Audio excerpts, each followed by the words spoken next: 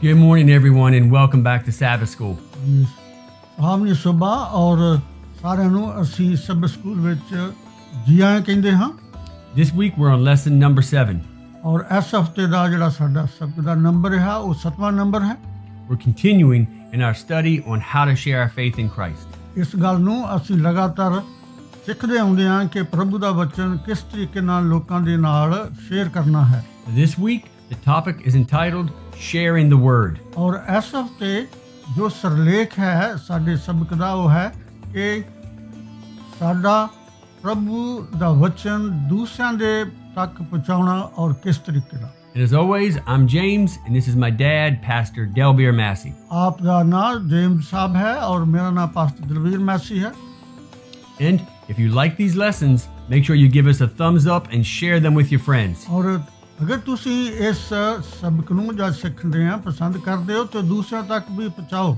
Now let's take a look at this week's overview. ਔਰ ਆਓ ਅਸੀਂ ਥੋੜੀ ਜਿਹੀ ਇਸ ਸਬਕ ਦੇ ਉੱਤੇ ਨਜ਼ਰ ਮਾਰੀਏ। Okay, so Jesus himself said that the scriptures, the Bible, testify of him. ਪ੍ਰਭੂ ਯਿਸੂ ਮਸੀਹ ਨੇ ਆਪ ਕਿਹਾ ਕਿ ਪ੍ਰਭੂ ਦੀ ਬਾਣੀ ਜੋ ਕਿ ਬਾਈਬਲ ਹੈ ਇਹ ਪ੍ਰਭੂ ਯਿਸੂ ਮਸੀਹ ਦੀ ਗਵਾਹੀ ਦਿੰਦੀ ਹੈ। Now there's many things you can read about in the Bible, but Jesus is the focus. Bible ਦੇ ਵਿੱਚ ਬਹੁਤ ਗੱਲਾਂ ਜਿਹੜੀਆਂ ਨੇ ਅਸੀਂ ਸਿੱਖ ਸਕਦੇ ਹਾਂ ਲੇਕਿਨ ਸਭ ਤੋਂ ਵੱਡੀ ਗੱਲ ਜਿਹੜੀ ਹੈ ਉਹ ਪ੍ਰਭੂ ਯਿਸੂ ਮਸੀਹ ਵੱਲ ਇਸ਼ਾਰਾ ਕਰਦੀ ਹੈ। You see, man had no way to know God. ਪ੍ਰਭੂ ਯਿਸੂ ਮਸੀਹ ਦੇ ਇਲਾਵਾ ਇਨਸਾਨ ਦੇ ਪਾਸ ਕੋਈ ਵਸੀਲਾ ਨਹੀਂ ਕਿ ਪ੍ਰਭੂ ਨੂੰ ਜਾਣ ਸਕੇ। God had to come down and introduce himself to us.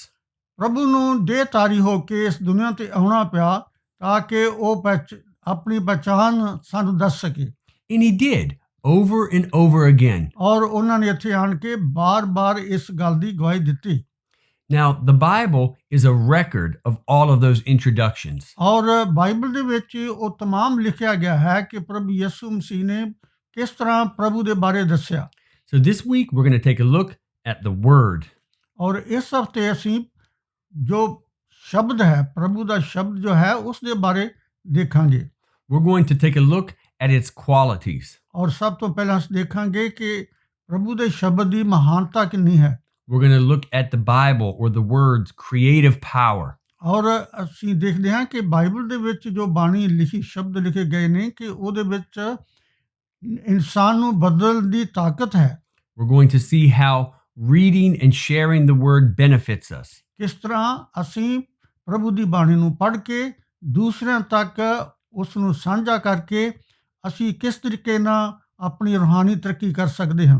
And then we're going to read about the promises in the Word. ਔਰ ਉਹਦੇ ਵਿੱਚ ਦੇਖਦੇ ਹਾਂ ਕਿ ਪ੍ਰਭੂ ਕਿਸ ਤਰੀਕੇ ਨਾਲ ਬਾਣੀ ਦੇ ਵਿੱਚ ਸਾਡੇ ਨਾਲ ਇੱਕ ਬਹੁਤ ਅੱਛੇ ਵਾਅਦੇ ਕੀਤੇ ਗਏ ਨੇ। And then we're going to see what happens when we share the Word. ਫਿਰ ਅਸੀਂ ਦੇਖਦੇ ਹਾਂ ਕਿ ਜਦੋਂ ਅਸੀਂ ਪ੍ਰਭੂ ਦੀ ਗਵਾਹੀ ਦਿੰਦੇ ਹਾਂ ਤੇ ਉਸ ਦਾ ਅਸਰ ਕੀ ਹੁੰਦਾ ਹੈ। Now, biblical authors used a lot of things to compare the Bible to. Bible ਦੇ ਜੋ ਲਿਖਾਰੀ ਹੋਏ ਨੇ ਪ੍ਰਭੂ ਦੀ ਮਰਜ਼ੀ ਦੇ ਮੁਤਾਬਕ ਉਸ ਨੂੰ ਕਈ ਉਦਾਹਰਨਾਂ ਦਿੱਤੀਆਂ ਗਈਆਂ ਨੇ ਪ੍ਰਭੂ ਦੇ ਵਚਨ ਨੂੰ। They wanted us to be able to understand it. ਉਹ ਇਸ ਵਾਸਤੇ ਤਾਂ ਕਿ ਅਸੀਂ ਪ੍ਰਭੂ ਦੇ ਵਚਨ ਨੂੰ ਸਮਝ ਸਕੀਏ। Let's take a look at a few of these things. ਆਓ ਅਸੀਂ ਇਹਨਾਂ ਕੁਝ ਸ਼ਬਦਾਂ ਤੇ ਅਸੀਂ ਇਹਨਾਂ ਦਾ ਅਰਥ ਸਮਝੀਏ। Okay, so in the book of Psalms, it's compared to light. Bible ਦੇ ਵਿੱਚ ਜੋ ਜ਼ਬੂਰ ਜੋ ਗੀਤ ਲਿਖੇ ਗਏ ਆ ਉਹ 'ਚ ਦੱਸਿਆ ਗਿਆ ਕਿ ਪ੍ਰਭੂ ਇੱਕ ਰੋਸ਼ਨੀ ਹੈ। The Bible says that it's a lamp unto our feet and a light unto our path. ਫਿਰ ਦੱਸਿਆ ਗਿਆ ਕਿ ਇਹ ਸਾਡੇ ਰਾਹਾਂ ਦੇ ਵਾਸਤੇ ਇੱਕ ਚਿਰਾਗ ਹੈ, ਇੱਕ ਦੀਵਾ ਹੈ। Jeremiah says that the Bible is like fire and a hammer.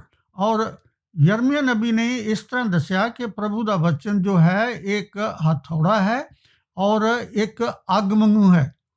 In the Gospel of Mark, we're told that the Word of God is like seed. ਔਰ ਫਿਰ ਮਰਕਸ ਦੀ ਅੰਜੀਲ ਦੇ ਵਿੱਚ ਦੱਸਿਆ ਹੈ ਕਿ ਪ੍ਰਭੂ ਦੀ ਬਾਣੀ ਜਾਂ ਸ਼ਬਦ ਜੋ ਹੈ ਉਹ ਇੱਕ ਬੀਜ ਦੀ ਮਾਨਦ ਹੈ।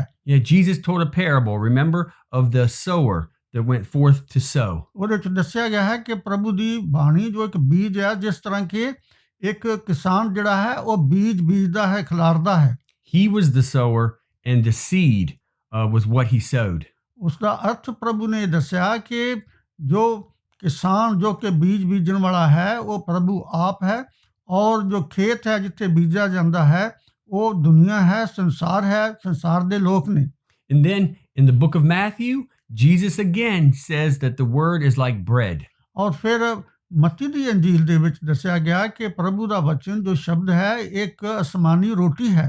Jesus said in that famous verse, man shall not live by bread alone, but by every word that comes out of the mouth of God. ਉੱਥੇ ਦੱਸਿਆ ਹੈ ਕਿ ਇਨਸਾਨ ਦਾ ਜੀਵਨ ਸਿਰਫ ਰੋਜ਼ ਦੀ ਰੋਟੀ ਜਿਹੜੀ ਅਸੀਂ ਬਣਾ ਕੇ ਆਪ ਖਾਂਦੇ ਹਾਂ ਇਸ ਦੁਨੀਆ ਦੇ ਵਿੱਚ, ਉਹਦੇ ਨਾਲ ਹੀ ਇਨਸਾਨ ਜੀਵਤ ਨਹੀਂ ਰਹਿੰਦਾ, ਬਲਕਿ ਪ੍ਰਭੂ ਦੇ ਸ਼ਬਦ ਦੇ ਰਾਹੀਂ ਇਨਸਾਨ ਨੂੰ ਹਮੇਸ਼ਾ ਦੀ ਜ਼ਿੰਦਗੀ ਮਿਲਦੀ ਹੈ। So we should not only study it for ourselves, but we should share it. ਔਰ ਇਸ ਕਰਕੇ ਇਹ ਸਾਨੂੰ ਆਪ ਹੀ ਪ੍ਰਭੂ ਦੀ ਬਾਣੀ ਨਹੀਂ ਪੜ੍ਹਨੀ ਚਾਹੀਦੀ, ਲੇਕਿਨ ਸਾਨੂੰ ਦੂਸਰਿਆਂ ਤੱਕ ਵੀ ਇਹ ਬਾਣੀ ਪਹੁੰਚਾਉਣੀ ਚਾਹੀਦੀ ਹੈ। When we study and share the word of God, it changes us. ਜਦੋਂ ਅਸੀਂ ਪ੍ਰਭੂ ਦੀ ਬਾਣੀ ਨੂੰ, ਬਾਈਬਲ ਨੂੰ ਪੜ੍ਹਦੇ ਹਾਂ ਔਰ ਫਿਰ ਉਸ ਦਾ ਵਿਖਿਆਨ, ਉਸ ਦਾ ਅਰਥ ਅਸੀਂ ਦੂਸਰਿਆਂ ਨੂੰ ਦੱਸਦੇ ਹਾਂ, ਤੇ ਉਹਦਾ ਅਸਰ ਇਹ ਹੈ ਕਿ ਸਾਡਾ ਆਪਣਾ ਜੀਵਨ ਵੀ ਬਦਲ ਜਾਂਦਾ ਹੈ। When we read about his goodness, ਜਦੋਂ ਅਸੀਂ ਪ੍ਰਭੂ ਦੀ ਭਲਾਈ ਬਾਰੇ ਦੇਖਦੇ ਹਾਂ, when we read about his grace ਜਦੋਂ ਉਹਦੀ ਮਿਹਰਬਾਨੀ ਬਾਰੇ ਅਸੀਂ and ਦੇਖਦੇ his ਹਾਂ, mercy, ਜਦੋਂ ਉਹ ਸਾਡੇ ਤੇ ਤਰਸ ਕਰਦਾ ਹੈ ਉਸ ਨੂੰ ਦੇਖਦੇ ਹਾਂ, I can't explain it to you, but it changes us. ਔਰ ਇਹਦਾ ਅਸੀਂ ਦੱਸ ਨਹੀਂ ਸਕਦੇ, ਲੇਕਿਨ ਇਹਦੇ ਨਾਲ ਸਾਡੀ ਤਬਦੀਲੀ ਆਉਂਦੀ ਹੈ ਜੋ ਕਿ ਪ੍ਰਭੂ ਦੇ ਗੁਣ ਦੱਸੇ ਗਏ ਨੇ ਸਾਨੂੰ ਬਾਈਬਲ ਪੜ੍ਹ ਕੇ। And when we share it with others, it does the same things for them. ਔਰ ਜਦੋਂ ਅਸੀਂ ਦੂਸਰਿਆਂ ਤੱਕ ਵੀ ਪ੍ਰਭੂ ਦੇ ਬਾਣੀ ਨੂੰ ਪਹੁੰਚਾਉਂਦੇ ਹਾਂ ਤੇ ਉਹਨਾਂ ਦੇ ਜ਼ਿੰਦਗੀ ਵਿੱਚ ਵੀ ਇਦਾਂ ਦਾ ਅਸਰ ਹੁੰਦਾ ਹੈ। So let's study it and share it. ਆਓ ਇਸ ਕਰਕੇ ਅਸੀਂ ਪਵਿੱਤਰ ਬਾਣੀ ਨੂੰ ਪੜ੍ਹੀਏ ਔਰ ਦੂਸਰਿਆਂ ਦੇ ਨਾਲ ਵੀ ਅਸੀਂ ਵੰਡੀਏ। Okay, so it's creative power. ਸਭ ਤੋਂ ਪਹਿਲਾਂ ਦੱਸੀਏ ਕਿ ਪ੍ਰਭੂ ਕਿਸ ਤਰੀਕੇ ਦੇ ਨਾਲ ਇੱਕ ਨਵਾਂ ਜੀਵਨ ਦਿੰਦਾ ਹੈ, ਬਦਲਦਾ ਹੈ। So the Apostle Paul says that the Word of God is alive. ਔਰ ਪਲੂਸ ਰਸੂਲ ਆਪਣੀ ਜ਼ਿੰਦਗੀ ਦਾ ਤਜਰਬਾ ਇਸ ਤਰ੍ਹਾਂ ਦੱਸਦਾ ਹੈ ਕਿ ਪ੍ਰਭੂ ਦੀ ਬਾਣੀ ਜੋ ਹੈ ਇੱਕ ਰੋਸ਼ਨੀ ਦਿੰਦੀ ਹੈ। That it's alive the same way I'm alive. ਔਰ ਫਿਰ ਇੱਕ ਪ੍ਰਭੂ ਦੀ ਬਾਣੀ ਜਿੰਦਾ ਹੈ ਉਸੇ ਤਰੀਕੇ ਨਾਲ ਜਿਸ ਤਰ੍ਹਾਂ ਸਾਡੇ ਵਿੱਚ ਜੀਵਨ ਹੈ ਤੇ ਅਸੀਂ ਜੀਂਦੇ ਹਾਂ। In the same way you and my dad, the way that we're alive, the Bible is the same. ਜਿਸ ਤਰੀਕੇ ਨਾਲ ਤੁਸੀਂ ਜੋ ਸੁਣਨ ਵਾਲੇ ਹੋ ਔਰ ਅਸੀਂ ਦੋਨੋਂ ਜੋ ਗੱਲਬਾਤ ਕਰ ਰਹੇ ਹਾਂ, ਇਸੇ ਤਰੀਕੇ ਨਾਲ ਹੀ ਬਾਈਬਲ ਦੇ ਵਿੱਚ ਵੀ ਇੱਕ ਜੀਵਨ ਹੈ। Now this is an amazing idea. ਔਰ ਇੱਕ ਬੜੀ ਹੈਰਾਨ ਕਰਨ ਵਾਲੀ ਗੱਲ ਜੋ ਹੈ ਅਸੀਂ ਦੱਸ ਰਹੇ ਹਾਂ। So we see, for instance, in the creation event, ਔਰ ਫਿਰ ਅਸੀਂ ਜਦੋਂ ਦੇਖੀਏ ਕਿ ਜਦੋਂ ਸੰਸਾਰ ਨੂੰ ਬਣਾਇਆ ਗਿਆ, we see that in the beginning of the earth, ਜਦੋਂ ਕਿ ਇਸ ਦੁਨੀਆ ਦਾ ਆਰੰਭ ਹੋਇਆ, God spoke ਕਿ ਪ੍ਰਭੂ ਬੋਲੇ and that it was done. ਔਰ ਉਹਨਾਂ ਨੇ ਜੋ ਆਪਣੇ ਸ਼ਬਦ ਕਹੇ ਉਹਨਾਂ ਸ਼ਬਦਾਂ ਦੇ ਅਨੁਸਾਰ ਸਭ ਕੁਝ ਹੋ ਗਿਆ। Now this is unusual. ਔਰ ਇਹ ਤੇ ਇੱਕ ਅਜੀਬ ਗੱਲ ਹੈ। Normally, when a person wants to make something, they have to touch something. ਔਰ ਆਮ ਤੌਰ ਤੇ ਜਦੋਂ ਕੋਈ ਇਨਸਾਨ ਕੋਈ ਚੀਜ਼ ਨੂੰ ਬਣਾਉਂਦਾ ਹੈ ਤੇ ਉਹਨੂੰ ਆਪਣੇ ਹੱਥਾਂ ਦੇ ਨਾਲ ਕੁਛ ਨਾ ਕੁਛ ਕਰਨਾ ਪੈਂਦਾ ਹੈ। People touch a hammer and a nail. ਔਰ ਫਿਰ ਕਿਸੇ ਕੋ ਥੋੜਾ ਲੈ ਕੇ ਤੇ ਇੱਕ ਨਾਲ ਕਿੱਲ ਲੈਣਾ ਪੈਂਦਾ ਹੈ। They touch wood ਫਿਰ ਉਹ ਇੱਕ ਲੱਕੜੀ ਨੂੰ ਫੜਦੇ ਨੇ and they make a chair or a table. ਔਰ ਉਹਦੇ ਵਿੱਚੋਂ ਜਾਂ ਉਹ ਕੁਰਸੀ ਬਣਾਉਂਦੇ ਨੇ ਜਾਂ ਕੋਈ ਮੇਜ਼ ਬਣਾਉਂਦੇ ਨੇ। But not so with God. ਲੇਕਿਨ ਪ੍ਰਭੂ ਜਦੋਂ ਪੈਦਾ ਕਰਦਾ ਹੈ ਉਹ ਇਸ ਤਰ੍ਹਾਂ ਨਹੀਂ। God doesn't have to touch anything. ਪ੍ਰਭੂ ਨੂੰ ਕੋਈ ਵੀ ਫੜ ਕੇ ਬਣਾਉਣ ਦੀ ਜ਼ਰੂਰਤ ਨਹੀਂ ਹੈ। He just speaks and these words come out and they begin to make and shape. ਉਹਨਾਂ ਦਾ ਸ਼ਬਦ ਨਿਕਲਣ ਦੀ ਜ਼ਰੂਰਤ ਹੈ, ਜਿਸ ਤਰੀਕੇ ਨਾਲ ਵੀ ਉਹ ਸ਼ਬਦ ਦੇ ਵਿੱਚ ਜੋ ਕਰਨਾ ਚਾਹੁੰਦੇ ਉਹ ਤਾਂ ਹੋ ਜਾਂਦਾ ਹੈ ਬੋਲਣ ਨਾਲ। Just like when God made the earth, the Bible says that the earth was without form. ਜਦੋਂ ਦੱਸਿਆ ਹੈ ਕਿ ਜਦੋਂ ਪ੍ਰਭੂ ਨੇ ਸੰਸਾਰ ਨੂੰ ਬਣਾਇਆ ਤੇ ਇੱਕ ਸੁੰਨ ਤੇ ਵਿਰਾਨ ਸੀ, But God spoke. ਲੇਕਿਨ ਪ੍ਰਭੂ ਬੋਲ ਉੱਠੇ And then the Holy Spirit came in ਔਰ ਫਿਰ ਪਵਿੱਤਰ ਆਤਮਾ ਆਈ and he began to shape the earth. ਔਰ ਫਿਰ ਜਿਹੜੀ ਧਰਤੀ ਸੀ ਇਹਦੀ ਬਣਾਵਟ ਸ਼ੁਰੂ ਹੋਈ And life emerged. ਔਰ ਉਹਦੇ ਵਿੱਚੋਂ ਜੀਵਨ ਪੈਦਾ ਹੋਇਆ। It's the same way when we study the Bible. ਇਸੇ ਤਰੀਕੇ ਨਾਲ ਜਦੋਂ ਅਸੀਂ ਬਾਈਬਲ ਨੂੰ ਪੜ੍ਹਦੇ ਹਾਂ, ਬਾਣੀ ਪੜ੍ਹਦੇ ਹਾਂ, It's the same with these written words on a page. ਔਰ ਉਹੀ ਸ਼ਬਦ ਜੋ ਪ੍ਰਭੂ ਦੇ ਮੂੰਹ ਚੋਂ ਨਿਕਲੇ ਨੇ ਉਹ ਲਿਖੇ ਹੋਏ ਨੇ। There's an energy, there's a power that comes up off of those pages. ਔਰ ਉਹਨਾਂ ਸ਼ਬਦਾਂ ਦੇ ਵਿੱਚੋਂ ਜੋ ਅਸੀਂ ਪੰਨਿਆਂ ਤੇ ਪੜ੍ਹਦੇ ਹਾਂ, ਉਹਨਾਂ ਦੇ ਵਿੱਚੋਂ ਸ਼ਕਤੀ ਨਿਕਲਦੀ ਹੈ ਸ਼ਬਦਾਂ ਦੇ ਵਿੱਚੋਂ। I can't explain it, and my dad can't explain it to you. ਅਸੀਂ ਪ੍ਰਭੂ ਦੇ ਇਸ ਕੰਮ ਨੂੰ ਅਸੀਂ ਤੁਹਾਨੂੰ ਇਹਦਾ ਵਿਖਿਆਨ ਇਹਨੂੰ ਅੱਛੇ ਤਰੀਕੇ ਨਾਲ ਦੱਸ ਨਹੀਂ ਸਕਦੇ। But when we read the Word of God, when we do our devotions together, something happens. ਜਦੋਂ ਅਸੀਂ ਆਪਣੇ ਤਜਰਬੇ ਤੋਂ ਦੱਸਦੇ ਹਾਂ ਕਿ ਜਦੋਂ ਇਕੱਠੇ ਹੋ ਕੇ ਪ੍ਰਭੂ ਦੀ ਬਾਣੀ ਨੂੰ ਅਸੀਂ ਪੜ੍ਹਦੇ ਹਾਂ ਤੇ ਪ੍ਰਾਰਥਨਾ ਕਰਦੇ ਹਾਂ, ਕੁਝ ਹੁੰਦਾ ਹੈ, ਜਿਸਮ ਦੇ ਵਿੱਚ ਤਬਦੀਲੀ ਆਉਂਦੀ ਹੈ, ਸੋਚਾਂ 'ਚ ਤਬਦੀਲੀ ਆਉਂਦੀ ਹੈ। It's because there's a power there. Those words are living. ਕਿਉਂਕਿ ਉਹਨਾਂ ਦੇ ਵਿੱਚ ਸ਼ਬਦਾਂ ਦੇ ਵਿੱਚ ਜੋ ਪੜ੍ਹਦੇ ਹਾਂ ਉਹ ਜੀਂਦੇ ਨੇ ਔਰ ਉਹਨਾਂ ਦੇ ਵਿੱਚ ਸ਼ਕਤੀ ਹੈ। And in the same way that the Word and the Holy Spirit shape the earth, it can shape us. ਬਿਲਕੁਲ ਜਦੋਂ ਕਿ ਜਿਸ ਤਰ੍ਹਾਂ ਪ੍ਰਭੂ ਦੇ ਸ਼ਬਦਾਂ ਨੇ ਇਸ ਸੰਸਾਰ ਨੂੰ ਬਣਾਇਆ, ਧਰਤੀ ਨੂੰ ਬਣਾਇਆ, ਉਸੇ ਤਰੀਕੇ ਦੇ ਨਾਲ ਹੀ ਸਾਡੇ ਵਿੱਚ ਵੀ ਇੱਕ ਨਵਾਂ ਜੀਵਨ ਪੈਦਾ ਹੁੰਦਾ ਹੈ। When we speak and share the Word and the Holy Spirit comes in and mixes with that word, it changes people. ਜਦੋਂ ਅਸੀਂ ਪ੍ਰਭੂ ਦੀ ਬਾਣੀ ਨੂੰ ਪੜ੍ਹਦੇ ਜਾਂ ਦੂਸਰਿਆਂ ਦੇ ਨਾਲ ਸਾਂਝਾ ਕਰਦੇ ਹਾਂ ਤਾਂ ਪਵਿੱਤਰ ਆਤਮਾ ਦੀ ਸ਼ਕਤੀ ਦੇ ਨਾਲ ਉਹਨਾਂ ਸ਼ਬਦਾਂ ਨੂੰ, ਬਾਣੀ ਦੇ ਵਿੱਚ ਸ਼ਕਤੀ ਜਦੋਂ ਆਉਂਦੀ ਆ ਤੇ ਕੁਝ ਹੁੰਦਾ ਹੈ। So study it and share it. ਇਸ ਕਰਕੇ ਇਸ ਦਾ ਅਧਿਐਨ ਕਰੋ, ਇਸ ਨੂੰ ਪੜ੍ਹੋ ਔਰ ਸੋਚ ਕੇ। Okay, so typically people don't do things unless it benefits them, right? ਇਹ ਆਮ ਗੱਲ ਹੈ ਕਿ ਕੋਈ ਵੀ ਇਨਸਾਨ ਕੋਈ ਵੀ ਕੰਮ ਕਰਨ ਨੂੰ ਤਿਆਰ ਨਹੀਂ ਜਦ ਤੱਕ ਉਹਨੂੰ ਕੁਛ ਨਾ ਕੁਛ ਹਾਸਲ ਨਾ ਹੋਵੇ। Well, there are many ways that the Bible, studying the Bible, sharing the Bible benefits us. ਬਹੁਤ ਸਾਰੇ ਤਰੀਕਿਆਂ ਦੇ ਨਾਲ ਬਾਈਬਲ ਨੂੰ ਪੜ੍ਹਨ ਦੇ ਨਾਲ ਔਰ ਇਸ ਨੂੰ ਦੂਸਰਿਆਂ ਦੇ ਨਾਲ ਵੰਡਣ ਦੇ ਨਾਲ ਬਹੁਤ ਸਾਰੇ ਜਿਹੜੇ ਨੇ ਲਾਭ ਪ੍ਰਾਪਤ ਹੁੰਦੇ ਨੇ। Let's take a look at a few of the ways that the Bible benefits us. ਅਸੀਂ ਕੁਛ ਦੇਖਦੇ ਹਾਂ ਕਿ ਕਿਸ ਤਰੀਕੇ ਨਾਲ ਜਦੋਂ ਅਸੀਂ ਪ੍ਰਭੂ ਦੀ ਬਾਣੀ ਨੂੰ ਪੜ੍ਹਦੇ ਹਾਂ, ਉਹਨਾਂ ਸ਼ਬਦਾਂ ਦੇ ਉੱਤੇ ਸੋਚਦੇ ਹਾਂ ਤੇ ਸਾਡੇ ਜੀਵਨ 'ਚ ਕਿਸ ਤਰ੍ਹਾਂ ਸੁਧਾਰ ਆਉਂਦਾ ਹੈ।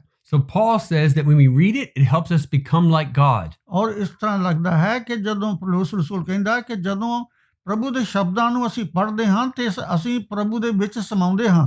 James says that it points to us the way to be saved. Yakub ਜੋ ਆਪਣੀ ਪੱਤਰੀ 'ਚ ਲਿਖਦਾ ਹੈ ਕਿ ਇਹ ਸਾਡੀ ਫਿਰ ਰਹਿਨਮਾਈ ਹੁੰਦੀ ਆ, ਸਾਡੀ ਅਗਵਾਈ ਹੁੰਦੀ ਆ ਜਦੋਂ ਪ੍ਰਭੂ ਦੇ ਵਚਨ ਨੂੰ ਪੜ੍ਹਦੇ ਹਾਂ। Timothy says that the Word provides us doctrine. ਔਰ ਫਿਰ ਤਿਮੋਥੀ ਆਪਣੀ ਪੁਸਤਕ ਵਿੱਚ ਲਿਖਦਾ ਹੈ ਕਿ ਇਹਦੇ ਨਾਲ ਸਾਨੂੰ ਸਿੱਖਿਆ ਮਿਲਦੀ ਹੈ। This means that it tells us the difference between right and wrong. ਔਰ ਇਸ ਦਾ ਅਰਥ ਹੈ ਕਿ ਸਾਨੂੰ ਇਸ ਗੱਲ ਦਾ ਹੀ ਪਤਾ ਚੱਲਦਾ ਹੈ ਕਿ ਰੂਹਾਨੀ ਜੀਵਨ ਦੇ ਵਿੱਚ ਗਲਤ ਕੀ ਚੀਜ਼ ਹੈ ਔਰ ਸਹੀ ਠੀਕ ਕਿਹੜੀ ਚੀਜ਼ ਹੈ। It tells us when we've made a mistake. ਇਸ ਤੋਂ ਪਤਾ ਚੱਲਦਾ ਹੈ ਕਿ ਜਦੋਂ ਅਸੀਂ ਗਲਤੀ ਕਰ ਬੈਠਦੇ ਹਾਂ।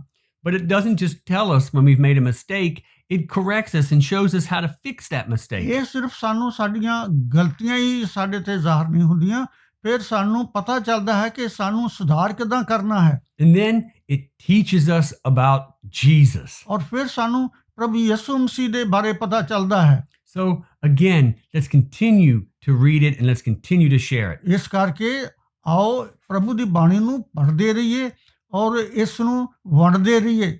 Let's learn about Jesus and share Jesus. ਪ੍ਰਭੂ ਯਿਸੂ ਮਸੀਹ ਬਾਰੇ ਜਾਣਕਾਰੀ ਹਾਸਲ ਕਰਦੇ ਰਹੀਏ ਔਰ ਪ੍ਰਭੂ ਦੇ ਬਾਰੇ, ਯਿਸੂ ਮਸੀਹ ਦੇ ਬਾਰੇ ਲੋਕਾਂ ਨੂੰ ਦੱਸਦੇ ਰਹੀਏ।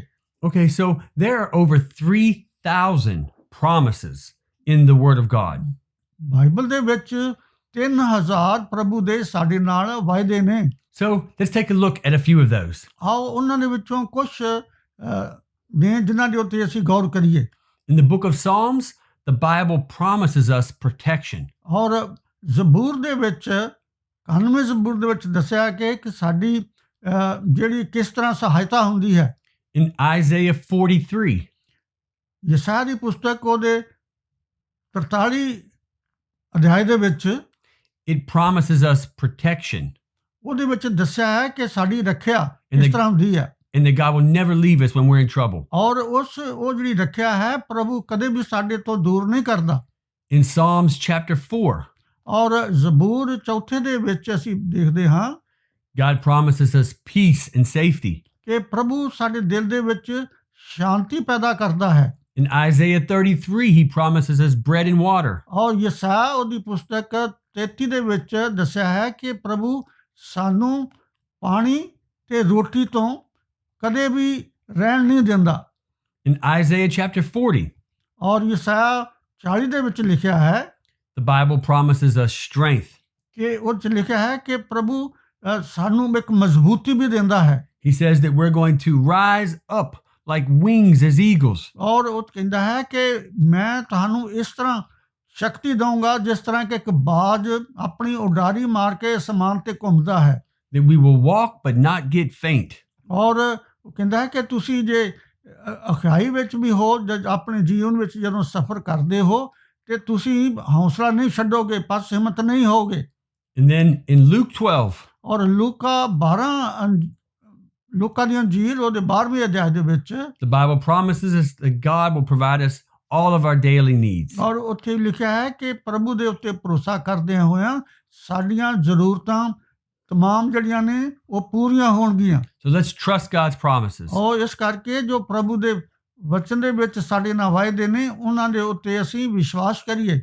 So Jesus says that a light has to be set up on a hill to shine. ਪ੍ਰਭੂ ਨੇ ਕਿਹਾ ਕਿ ਜੋ ਰੋਸ਼ਨੀ ਹੈ ਤੁਸੀਂ ਇਹਨੂੰ ਛੁਪਾ ਨਹੀਂ ਸਕਦੇ, ਇਹਨੂੰ ਤੁਸੀਂ ਉੱਚਾ ਕਰੋ। And that we shouldn't hide that light. ਔਰ ਉਹ ਸਿੱਖਿਆ ਜੋ ਸਾਨੂੰ ਪ੍ਰਾਪਤ ਹੋਈ ਆ ਉਹ ਸਾਨੂੰ ਆਪਣੇ ਕੋਲ ਹੀ ਨਹੀਂ ਰੱਖਣੀ ਚਾਹੀਦੀ।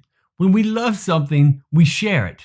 ਜਿਸ ਚੀਜ਼ ਨੂੰ ਅਸੀਂ ਪ੍ਰਾਪਤ ਕਰਕੇ ਪਸੰਦ ਕਰਦੇ ਹਾਂ, ਪਿਆਰ ਕਰਦੇ ਹਾਂ, ਅਸੀਂ ਉਹ ਲੋਕਾਂ ਨੂੰ ਵੀ ਦੱਸਣਾ ਚਾਹੁੰਦੇ ਹਾਂ। We love to gather with people that love what we love. ਔਰ ਫਿਰ ਅਸੀਂ ਉਹਨਾਂ ਲੋਕਾਂ ਨੂੰ ਵੀ ਪਿਆਰ ਕਰਦੇ ਹਾਂ ਜੋ ਕਿ ਸਾਨੂੰ ਪਿਆਰ ਕਰਦੇ ਨੇ। We love to talk about the things that we love. ਔਰ ਫਿਰ ਜਿਹੜੀਆਂ ਚੀਜ਼ਾਂ ਸਾਨੂੰ ਪਿਆਰੀਆਂ ਨਹੀਂ ਉਹ ਲੋਕਾਂ ਦੇ ਨਾਲ ਵੀ ਅਸੀਂ ਵੰਡਦੇ ਹਾਂ। And it's the same way with the Word of God, the love of God. ਇਸੇ ਤਰੀਕੇ ਨਾਲ ਹੀ ਅਸੀਂ ਪ੍ਰਭੂ ਦੀ ਬਾਣੀ ਦੇ ਵਿੱਚ ਜੋ ਪ੍ਰਭੂ ਦਾ ਪਿਆਰ ਹੈ ਸੰਸਾਰ ਦੇ ਨਾਲ ਲੋਕਾਂ ਨੂੰ ਦੱਸਦੇ ਹਾਂ। The joy of the gospel, we love to talk about it. ਔਰ ਜੋ ਪ੍ਰਸੰਨਤਾ ਹਾਸਲ ਹੁੰਦੀ ਹੈ ਇਹ ਵੀ ਲੋਕਾਂ ਨੂੰ ਦੱਸਣ ਤੋਂ ਅਸੀਂ ਝੱਕਦੇ ਨਹੀਂ। As a matter of fact, we are commanded to talk about it. ਔਰ ਇੱਥੋਂ ਤੱਕ ਕਿ ਪ੍ਰਭੂ ਸਾਨੂੰ ਇਸ ਗੱਲ ਦੀ ਆਗਿਆ ਦਿੰਦਾ ਹੈ, ਹੁਕਮ ਵੀ ਕਰਦਾ ਹੈ ਕਿ ਅਸੀਂ ਇਸ ਖੁਸ਼ੀ ਨੂੰ ਲੋਕਾਂ ਨਾਲ ਵੰਡੀਏ। But only at the right time. ਲੇਕਿਨ ਉਹ ਕਦੋਂ ਜਦੋਂ ਕਿ ਇੱਕ ਅੱਛਾ ਠੀਕ ਸਮਾਂ ਹੁੰਦਾ ਹੈ। And at the right place. ਔਰ ਫਿਰ ਇੱਕ ਠੀਕ ਜਗ੍ਹਾ ਦੇ ਉੱਤੇ। And with the right spirit, meaning attitude. ਔਰ ਫਿਰ ਇੱਕ ਹੌਸਲੇ ਔਰ ਠੀਕ ਤਰੀਕੇ ਦੇ ਨਾਲ। We don't share the word to beat people up. ਔਰ ਅਸੀਂ ਲੋਕਾਂ ਨੂੰ ਝੂਠਿਆਂ ਜਾਂ ਲੋਕਾਂ ਨੂੰ ਬੁਰਾ ਭਲਾ ਕਹਿਣ ਵਾਸਤੇ ਨਹੀਂ। We share the word to give people hope. ਅਸੀਂ ਇਹ ਪ੍ਰਭੂ ਦੀ ਬਾਣੀ ਲੋਕਾਂ ਨੂੰ ਇਸ ਕਰਕੇ ਦਿੰਦੇ ਹਾਂ ਕਿ ਉਹਨਾਂ ਦੀ ਜੀਵਨ ਦੇ ਵਿੱਚ ਕੋਈ ਉਮੀਦ ਪੈਦਾ ਹੋਵੇ। Life without Christ is hopeless. ਕਿ ਪ੍ਰਭੂ ਯਿਸੂ ਮਸੀਹ ਦੇ ਬਗੈਰ ਜੋ ਜੀਵਨ ਹੈ ਉਹ ਬਰਬਾਦ ਹੈ।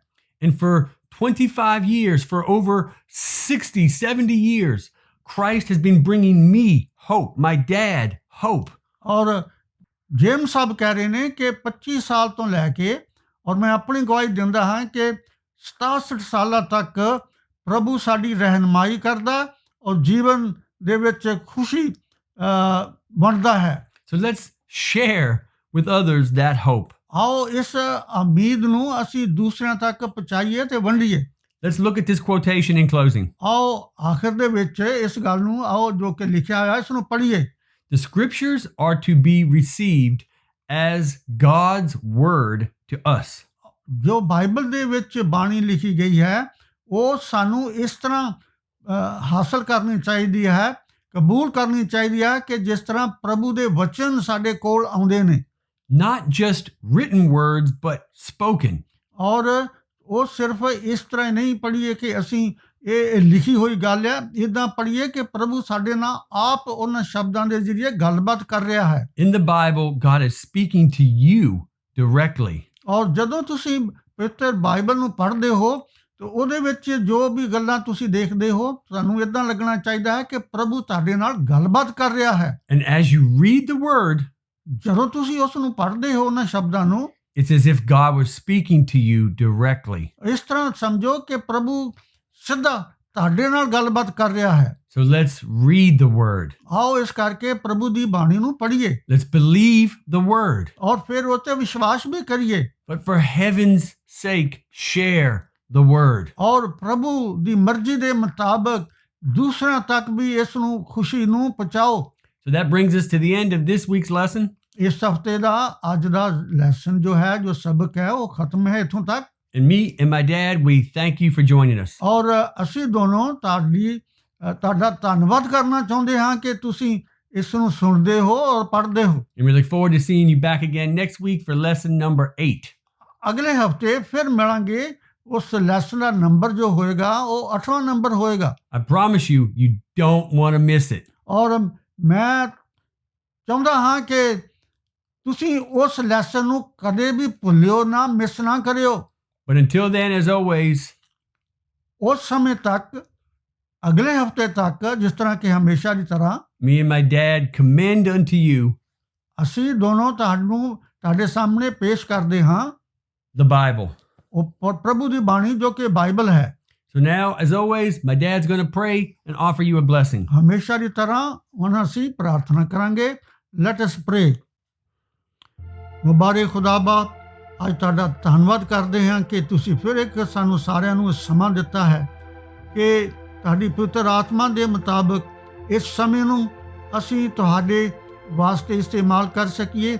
ਔਰ ਸਾਡੀ ਪ੍ਰਾਰਥਨਾ ਹੈ ਕਿ ਜੋ ਕੋਈ ਵੀ ਇਹਨਾਂ ਲੈਸਨਾਂ ਨੂੰ, ਇਹਨਾਂ ਸਬਕਾਂ ਨੂੰ ਤੁਹਾਡੀ ਬਾਣੀ ਦੇ ਵਿੱਚੋਂ ਪੜ੍ਹਦੇ ਨੇ, ਕਾਸ਼ ਕਿ ਉਹਨਾਂ ਦੇ ਜੀਵਨ ਵਿੱਚ ਇਸ ਤਰ੍ਹਾਂ ਦਾ ਉਤਸ਼ਾਹ ਪੈਦਾ ਹੋਏ ਕਿ ਉਹ ਇਸ ਨੂੰ ਪੜ੍ਹਦੇ ਰਹਿਣ ਔਰ ਆਪਣੇ ਜੀਵਨ ਦੇ ਵਿੱਚ ਸਫਲਤਾ ਪ੍ਰਾਪਤ ਕਰਦੇ ਰਹਿਣ ਔਰ ਤੁਹਾਡੇ ਨਾਲ ਮੇਲ ਜੋ ਹੈ ਪਵਿੱਤਰ ਆਤਮਾ ਦੇ ਜ਼ਰੀਏ ਉਹਨਾਂ ਦਾ ਹੁੰਦਾ ਰਹੇ।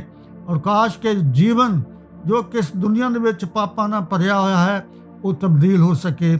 ਸਾਡੇ ਸਾਰਿਆਂ ਦੇ ਉੱਤੇ ਮਿਹਰਬਾਨੀ ਕਰੋ, ਸੰਸਾਰ 'ਤੇ ਵੀ ਮਿਹਰਬਾਨੀ ਕਰੋ। ਪ੍ਰਭੂ ਯਿਸੂ ਮਸੀਹ ਦਾ ਨਾਮ ਲੈ ਕੇ ਮੰਗਦੇ ਹਾਂ, ਆਮੀਨ। Amen.